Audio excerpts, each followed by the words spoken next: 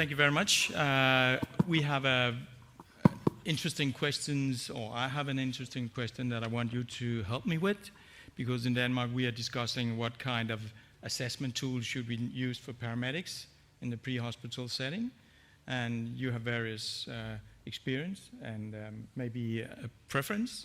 So I would like to know how do you assess stroke patients by paramedics in the pre-hospital setting, and if you are using one tool, is that the best tool, or the other one, what would be the recommendation be for us in Denmark to use for the future, and maybe for you in Australia and New Zealand as well for the future?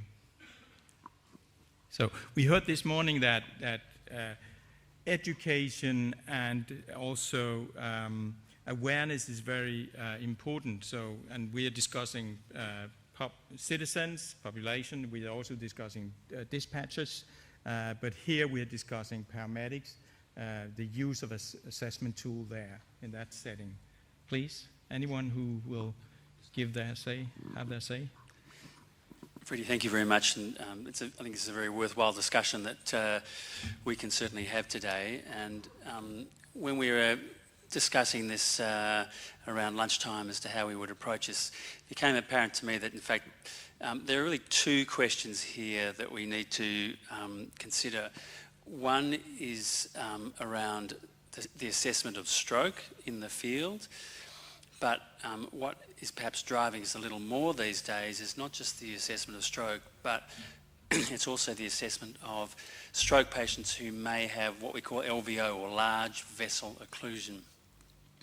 Because we know that those patients need to be identified very quickly and taken to the appropriate location, because endovascular clot retrieval is now the treatment of choice for these patients, and they need to be taken to the appropriate centre. So it's really a two-pronged question here. I'll maybe talk briefly about my experience with both of those. Firstly, about assessment of stroke in the field, and there's been a number of tools out there, and some of you may have used some of them in your clinical journey. The one that we tend to use, and I was in fact involved in developing, was a thing called the MASS, the Melbourne Ambulance Stroke Scale, and I developed that with Professor Janet Bray, who's had a long association with the ambulance services. And we did this about 7 or 8 years ago, and we did a number of trials in the field, and we published about 3 papers on this. And basically we found that you were able to get sensitivity and specificity of the diagnosis of stroke around in the high 80%, and that's still held up to this day. And in fact there was a recent Cochrane library analysis of pre-hospital stroke tools, which showed that the MASS and another tool called the Rosier tool were probably the 2 main tools that had the most accuracy in diagnosing stroke. We found that when paramedics diagnosed stroke, regardless of the tool, that they were very sensitive. They could diagnose stroke about 93% of occasions. So we know that paramedics won't miss a stroke.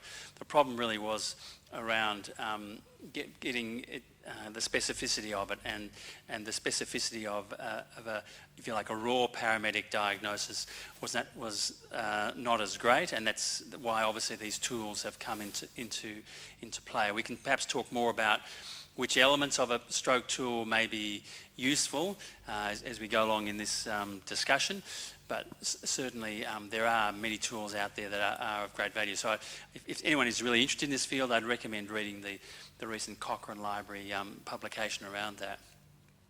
The next element, of course, is not just the diagnosis of stroke, but the diagnosis of large vessel occlusion.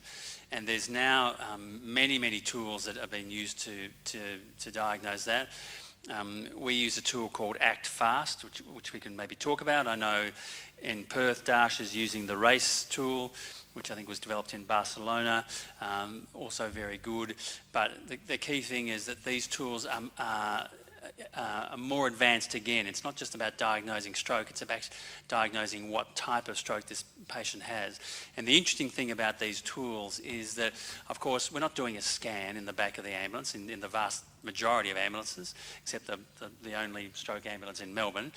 So we're going to miss cases, but the important thing is that if a patient is diagnosed with having large vessel occlusion and they get to a hospital, and in fact that's not what they have, commonly they have something else that's actually quite serious and they should have gone to that hospital in the first place. So it's almost like an unintended consequence of using this tool is that you can actually make a diagnosis of something pretty bloody serious that's happening, and most of the time that'll be a big blood clot sitting in an artery, but just occasionally you'll diagnose someone who's actually got a big bleed into the brain, and they actually should have gone to that centre anyway as a matter of urgency. So it's the use of these tools has these unintended consequences that are in fact beneficial. So when we're assessing the value of a tool, we now have to be smart in taking that into consideration as well.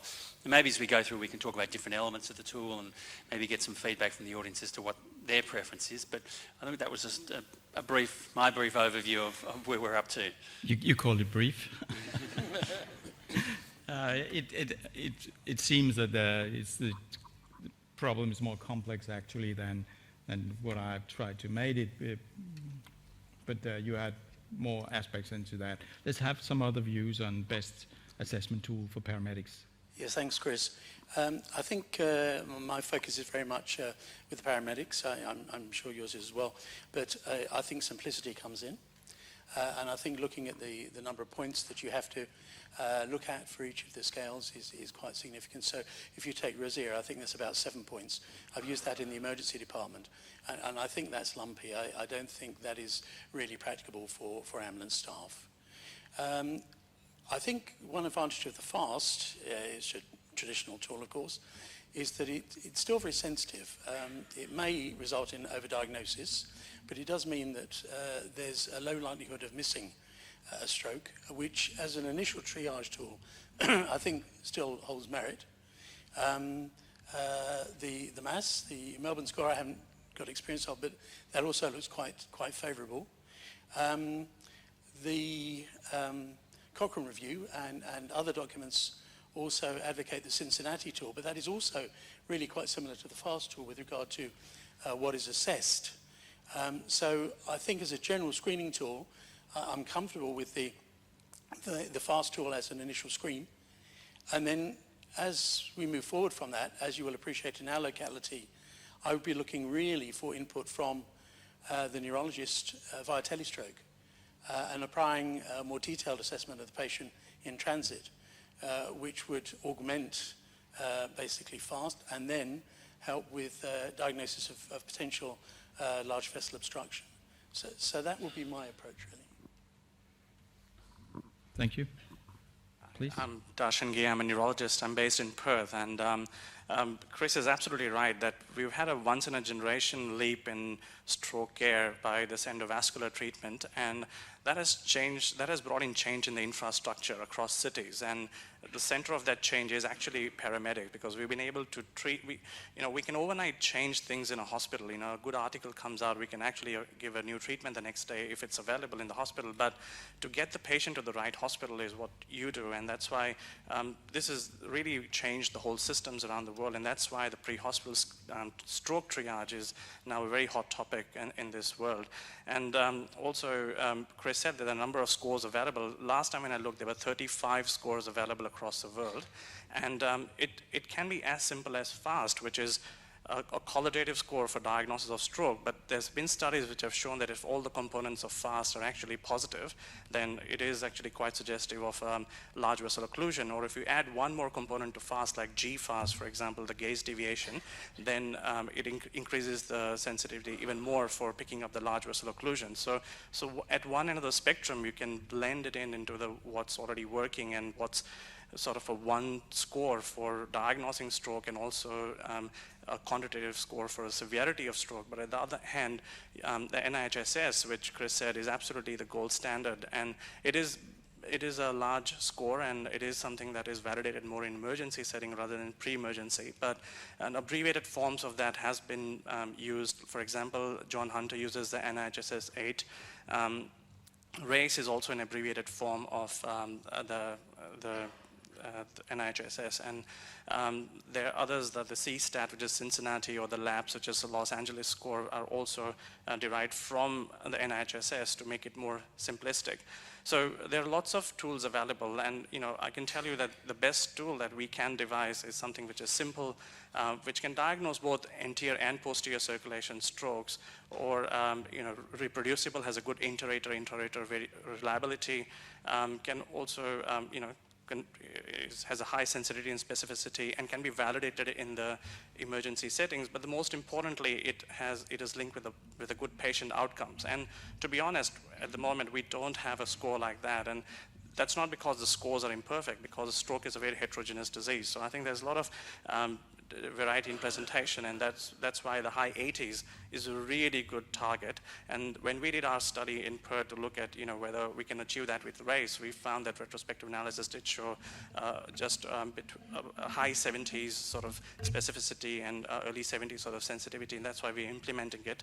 And we've found that we've been able to get a high early 80s sort of specificity with this, or sensitivity rather, and the specificity has dropped, which only means that we are getting in more patients, and which we don't really mind because we don't want to miss a stroke, but we would rather have all the patients come in. So I think this is an ongoing discussion, and I don't think it's really about which one is the best. It's about picking up something that works for you locally and then just getting better at it, and also sometimes working on the cutoff values, because you increase 1 point or decrease 1 point, it changes the specificity and sensitivity quite drastically.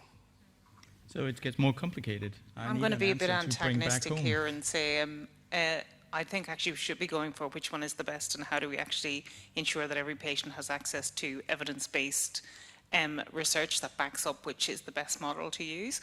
So I absolutely accept and I completely agree what we need to do is keep it simple.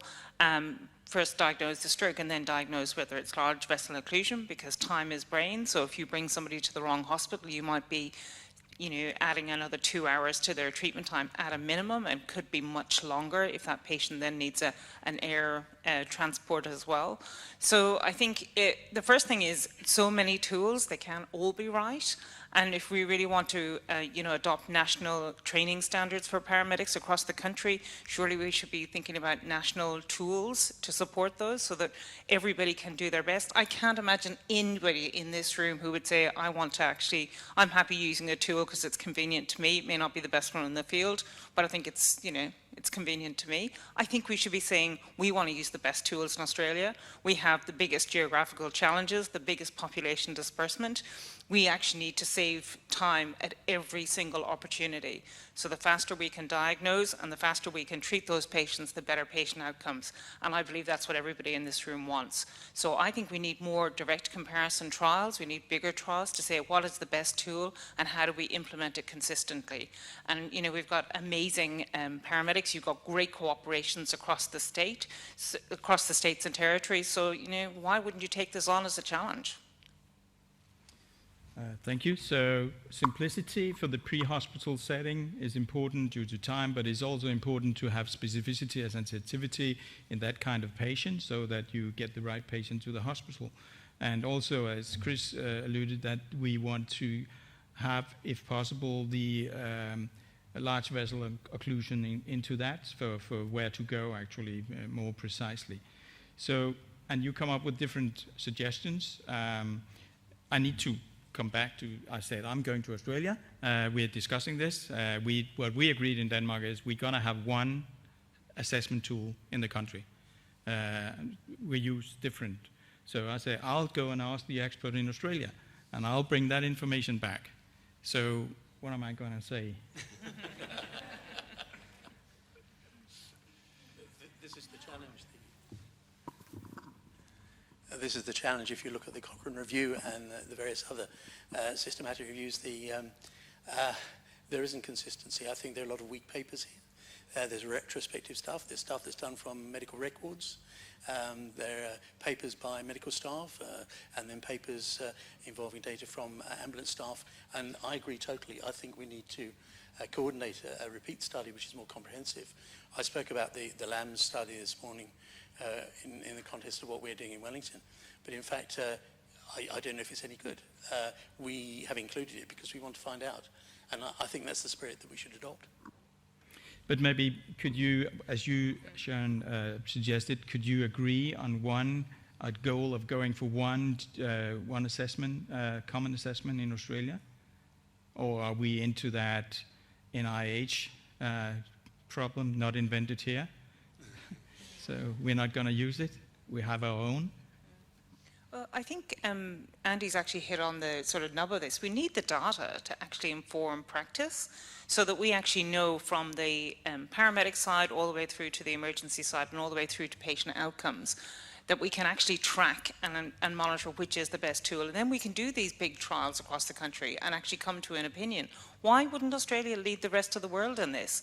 You know, everybody has got the same kind of questions around these tools, and it's data that will actually inform practice, that drives practice. So, you know, we do have a good clinical registry for stroke in this country. We've got about 75% of our hospitals now signed up. And we've just, you know, we're in the process of sort of rolling it out to all hospitals, and we're hoping that stroke clinical registry will improve all the time. That's OSCAR, for those of you that know it.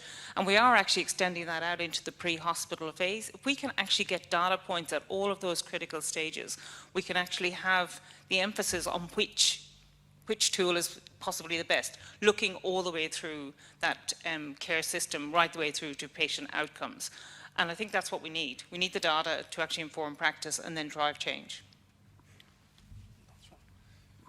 Yes, I'm horribly conflicted, of course, because I was involved in the development of the MASS, but I'm happy to go with the evidence from the Cochrane Library and say, look, you know, we have a local tool that it's clearly been shown to be very effective. It's certainly worth utilising. To a certain extent, I have to confess, I don't get as fussed by it, because I would, in some ways, rather that the paramedic say, look, I've used the tool and I really think this is a stroke. And so, in other words, sort of play on their ability and the sensitivity of their assessment, and that can then be the trigger for them using a tool, going to a clinical assessment, clinical tool that is going to determine, does this patient actually need to go to a different hospital to the one I'm thinking about taking them to? And I see the, things like, the MASS and possibly the Rosier or whatever as being entry points into some much more definitive decision making that has to follow from that point. And the discussion, I think, is that's critical for us as clinicians is actually we want to get the right patients to the right place at the right time to get the right treatment. And diagnosing those patients who have a large blood clot blocking a brain artery is really what is driving us forward at the moment. And I have to confess, I'm more excited about doing studies around diagnosing or improving the sensitivity and specificity of diagnosing large vessel occlusion. And it's a very hot topic amongst hospitals and clinicians because there's a lot of vested interest in this, because I know, for example, in Melbourne it has the potential to result in some hospitals being bypassed, and which could see a significant reduction in patient numbers. The flip side is that it will see a significant increase in patient numbers at other hospitals. So it has quite significant implications for workload, workforce planning in hospitals when you start to make this sort of decision making at the back of the ambulance. So, the paramedic doing their 5-minute assessment in the back of the ambulance is a little pebble in a pond that has massive ripples by the time it gets to the edge, because they've changed the whole workforce dynamic. That one 5-minute assessment can change the whole workforce dynamic in a number of different hospitals across the city. And so in the audience here today, we have a lot of power in your hands, and I think we don't quite know what is going to be the best tool as yet. And as you heard, Darshan is using one in Perth, where we've got a different one in Melbourne, they kind of achieve the same thing. Whether we roll that out one or other as a more national approach is obviously a subject for much more extensive discussion. But it has significant implications, and I'll just give you one example of the implications that do arise from all this. There's recent publications that have shown that we can now give patients stroke thrombolysis, clot-busting therapy, out to 9 hours. And in fact, wake-up strokes can be treated effectively out to about 16 hours. So previously, it was only 4.5 hours. So as a consequence of that time shift, that time window expansion, hospitals in Melbourne, metropolitan hospitals, are now noting that their workload has gone up substantially, and there's been significant stress occurring with ED now calling it code strokes on patients who are arriving 10, 12 hours after the stroke onset.